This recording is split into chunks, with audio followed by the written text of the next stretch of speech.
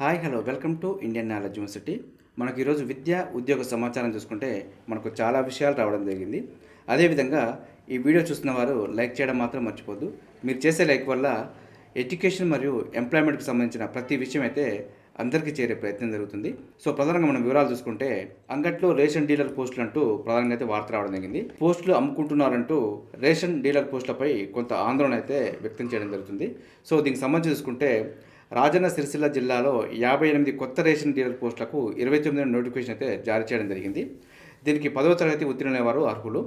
15న అభ్యర్థులకు రాత పరీక్ష నిర్వహించారు. 830 మంది దరఖాస్తు చేసుకోగా 765 మంది పరీక్షకు హాజరయ్యారు. శనివారం సిరిసిల్ల ఆర్డీఓ కార్యాలయంలో ఇంటర్వ్యూ నిర్వహించారంటూ మనకు వార్త అయితే ఇవ్వడం జరిగింది. మార్కుల జాబితాను అధికారులు ప్రకటించలేదు. దీంతో అభ్యర్థులంతా ఆర్డీఓ కార్యాలయం ఎదుట ఆందోళనకు దిగారంటూ ఇవ్వడం జరిగింది. మనకు పరీక్షలు రాసిన అభ్యర్థుల మార్కుల జాబితా బోర్డుపై ప్రదర్శించిన తర్వాత ఇంటర్వ్యూ నిర్వహించాలంటూ వాళ్ళైతే ప్రధానంగా పేర్కొనడం జరిగింది. సో ఈ విధంగా చేయడం అనేది కొంత ఆందోళన అని చెప్పుకోవచ్చు. ఎందుకంటే మరి మార్కులు ఎవరికి ఎన్ని వచ్చాయో తెలియకుండా ఇంటర్వ్యూలోకి ఎలా పిలుస్తారంటూ అభ్యర్థులు అయితే కొంత ఆందోళన వ్యక్తం చేయడం జరిగింది. ఇదైతే కొంత బాధాకరం అని చెప్పుకోవచ్చు. సో ఏదేమైనప్పటికీ ఈ విధమైన సంఘటనలు అయితే జరగకుండా చూసుకోవాల్సిన బాధ్యత ప్రభుత్వం పైన ఉంది. మరి రేషన్ డీలర్ పోస్టులు అంటే గ్రామీణ ప్రాంతాల్లో ఒక ఇంత క్రేజ్ అని చెప్పుకోవచ్చు. మరి ఈ పోస్టుకు అర్హత ఉన్న వారికి ఇచ్చే ప్రయత్నం జరగాలి.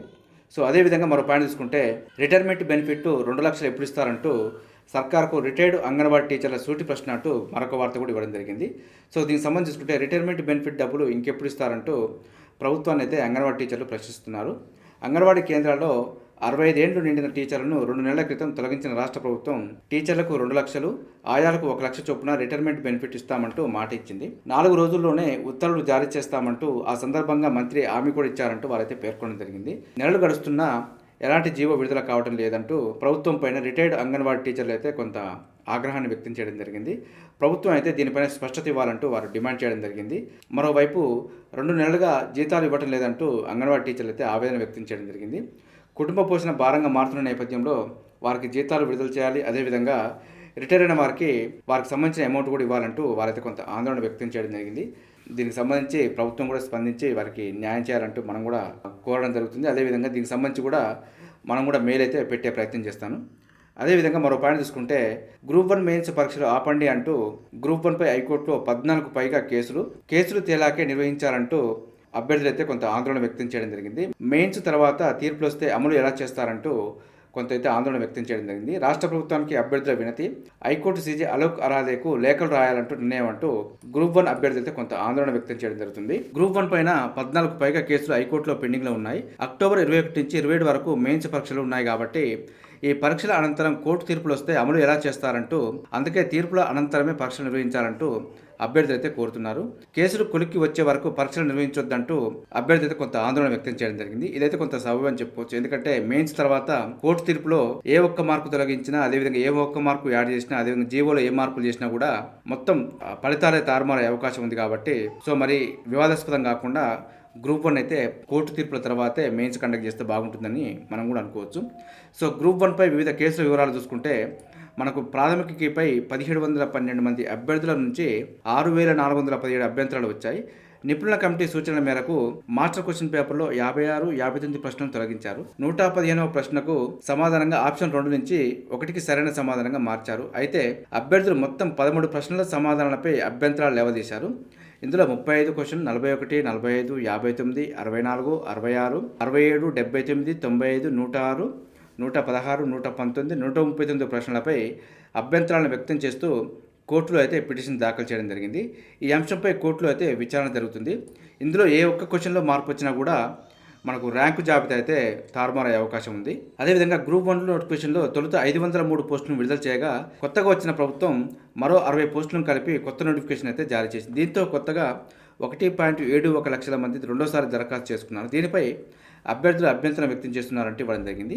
తొలుత దరఖాస్తు చేసిన వారికి 503 పోస్టులు, రెండోసారి నోటిఫికేషన్లో జారీ చేసిన 60 పోస్టులకు కొత్త పాత వారందరికీ వర్తింపజేయాలంటూ హైకోర్టును కూడా అభ్యర్థించడం జరిగింది.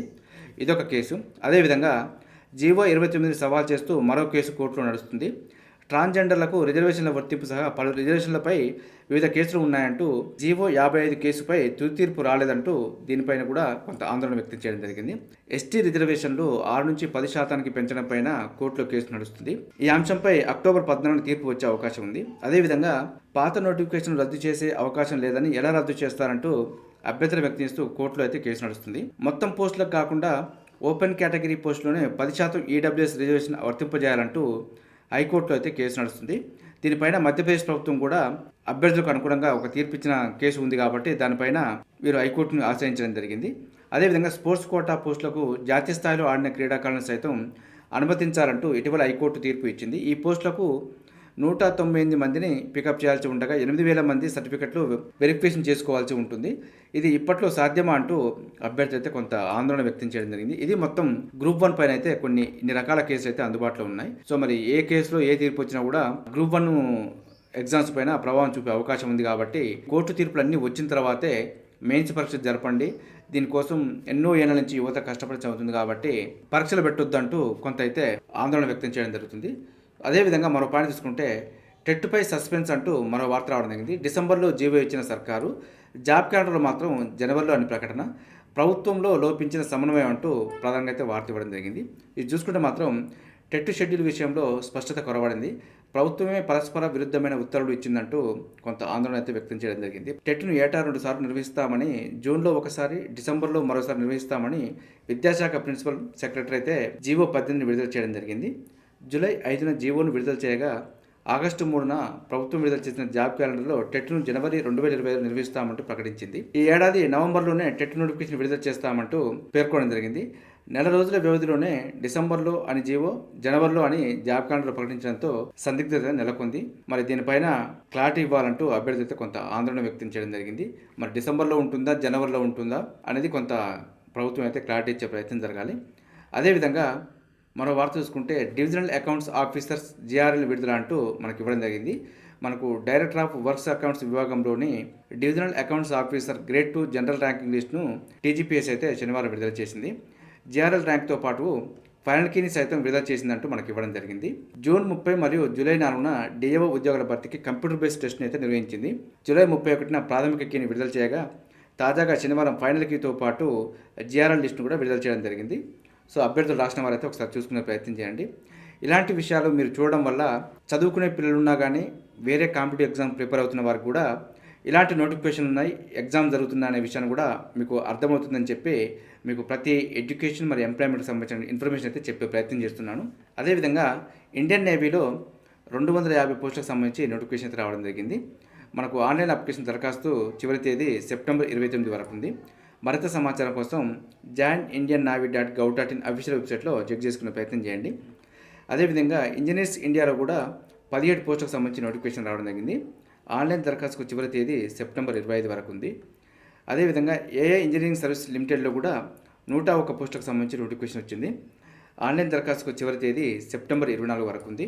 ఇలాంటి నోటిఫికేషన్ల సమాచారం చెప్పినప్పుడు మీకు ఉపయోగపడకపోయినా కూడా ఇలాంటి సంస్థలలో నోటిఫికేషన్లు వస్తాయి, మనం ఏ విధంగా అప్లై చేసుకోవాలనే విషయాలు మీకు అవగతం అవుతుందని చెప్పే మీకు చెప్పే ప్రయత్నం చేస్తున్నాను. అదేవిధంగా ఇంజనీరింగ్పై అదే క్రేజ్ అంటూ మరొక వార్త కూడా రావడం జరిగింది. కాలేజీలు తగ్గినా సీట్లు పైకే అంటూ ప్రధానంగా అయితే వార్త ఇవ్వడం జరిగింది. ఏటా పెరుగుతున్న ప్రవేశాలు, ఈ 7 లక్షలకు పైనే చేరికలు, మోజు పెంచిన కంప్యూటర్ సైన్స్ అంటూ ప్రధానంగా అయితే వార్త ఇవ్వడం జరుగుతుంది. దీనికల్ల ప్రధాన కారణం ఇంజనీరింగ్ అదనపు కౌన్సిలింగ్పై ఏం చేద్దామంటూ ప్రభుత్వం అయితే కొంచెం తర్జన భర్జన జరుగుతుంది. ఎందుకంటే సుప్రీంకోర్టు తీర్పుతో విద్యాశాఖ తర్జన భర్జన అంటూ మనకు ప్రధానంగా అయితే వార్త ఇవ్వడం జరిగింది. బీటెక్ ప్రవేశాలకు ఇప్పటికే ముగిసిన గడువు అయినా సుప్రీంకోర్టు ఆదేశాలతో కౌన్సిలింగ్ అయితే నిర్వహించాల్సిన పరిస్థితి ఏర్పడింది. అదనంగా పెరిగిన కంప్యూటర్ సైన్స్ సీట్లకు కౌన్సిలింగ్ నిర్వహించాలి కాబట్టి మళ్ళీ వేరే బ్రాంచ్ వచ్చిన వారంతా కౌన్సిలింగ్లో పాల్గొని కంప్యూటర్ సైన్స్ ప్రవేశాలకు కొంత ఆసక్తి ఉంటుంది కాబట్టి మరి కౌన్సిలింగ్ పూర్తిగా నిర్వహిస్తారా, మరి పారదర్శకంగా నిర్వహిస్తారనేది ముందు ఏ అప్డేట్ వచ్చినా మీకు అందించే ప్రయత్నం చేస్తాను. అదేవిధంగా 842 యోగా ఇన్స్ట్రక్టర్ పోస్టులకు ప్రభుత్వ దవాఖానాల్లో కాంట్రాక్ట్ బేసిక్లో భర్తీకి నోటిఫికేషన్ అంటూ వార్త అయితే ఇవ్వడం జరిగింది. దీనికి సంబంధించి చూసుకుంటే ప్రభుత్వ ఆసుపత్రుల్లో 842 యోగా ఇన్స్ట్రక్టర్ పోస్టుల భర్తీకి రాష్ట్ర ప్రభుత్వం శనివారం నోటిఫికేషన్ జారీ చేసింది. ఇందులో 421 పోస్టులను పురుషులతోటి, మరో 421 పోస్టులను మహిళలతోటి అయితే భర్తీ చేయనున్నారు. వీటిని కాంట్రాక్టు ప్రతిపాదికన భర్తీ చేయనున్నట్టు కూడా మనకు వెల్లడించింది. పురుష యోగా ఇన్స్ట్రక్టర్లు నెలకు కనీసం 32 యోగా తరగతులు, మహిళా యోగా ఇన్స్ట్రక్టర్లు నెలకు 20 యోగా తరగతులు నిర్వహించాలంటూ స్పష్టం చేయడం జరిగింది. ప్రతి తరగతికి రూ. 250 చొప్పున పారితోషికం అయితే చెల్లిస్తామంటూ పేర్కొంది. అర్హత కలిగిన అభ్యర్థులు ఒరిజినల్ సర్టిఫికెట్తో వాకిన్ ఇంటర్వ్యూకు హాజరు కావాలంటూ సూచించడం జరిగింది. ఉమ్మడి జిల్లా ఆయుష్ హెడ్ క్వార్టర్స్లో ఇంటర్వ్యూలు జరగనున్నాయంటూ మనకు దీనికి సంబంధించిన షెడ్యూల్ కూడా ఇవ్వడం జరిగింది. ఈ నెల 24న ఆదిలాబాదు, హైదరాబాదు, అదేవిధంగా 25న నిజామాబాదు, 26న మెదక్ మరియు రంగారెడ్డి, 27న వరంగల్ మరియు నల్గొండ, 28 కరీంనగర్, 30న ఖమ్మం మరియు మహబూబ్నగర్ జిల్లా కేంద్రాల్లోని ఆసుపత్రుల్లో ఇంటర్వ్యూలు జరుగుతాయంటూ మనకి ఇవ్వడం జరిగింది. సో యోగాకు సంబంధించి సర్టిఫికెట్స్ ఎలిజిబిలిటీ ఉన్నవారు అప్లై చేసుకునే ప్రయత్నం చేయండి. అదేవిధంగా డిఎస్సి రిజల్ట్స్ విడుదల చేయండి అంటూ ప్రధానంగా అయితే మనకు వార్త కూడా ఇవ్వడం జరిగింది. మనకు ఫైనల్ కీలో తప్పులను సరిచేయాలి, బీఈడి డిఏడి అభ్యర్థుల సంఘం డిమాండ్ అంటూ ప్రధానంగా అయితే వార్త ఇవ్వడం జరిగింది. 11,062 టీచర్ పోస్టుల భర్తీకి నిర్వహించిన డిఎస్సి ఫలితాలను వెంటనే విడుదల చేయాలంటూ బీఈడి డిఏడి అభ్యర్థుల సంఘం అయితే పేర్కొనడం జరిగింది. కొన్ని సెషన్స్లో ఫైనల్ కీలో వచ్చిన తప్పులు సరిచేసి జనరల్ ర్యాంకింగ్ జాబితాను సైతం రిలీజ్ చేయాలంటూ అభ్యర్థి అయితే కొంత ఆందోళన వ్యక్తం చేయడం జరిగింది. దీనికి సంబంధించి అభ్యర్థులు అయితే కొంత ఆసక్తిగా ఎదురు చూడడం జరుగుతుంది. ఫలితాల కోసం అయితే నిరీక్షణ చేయాల్సిన పరిస్థితి ఏర్పడింది. మరి ఫలితాల కోసం ఏ అప్డేట్ వచ్చినా కూడా మీకు వెంటనే అందించే ప్రయత్నం చేస్తాను. చూసారుగా, ఇది ఈరోజు సంబంధించి విద్యా ఉద్యోగ సమాచారం. ఇదే విధంగా మన ఛానల్లో అయితే ఎప్పటికప్పుడు అప్డేట్ సమాచారం అందించే ప్రయత్నం చేస్తున్నాను. మన ఛానల్ చూస్తున్న వారు సబ్స్క్రైబ్ చేసుకొని ఫాలో అవుతూ ఉండండి. ఈ వీడియో నచ్చితే లైక్ చేయండి, షేర్ చేయండి. సబ్స్క్రైబ్ చేసుకోవడం మాత్రం మర్చిపోవద్దు. Have a nice day.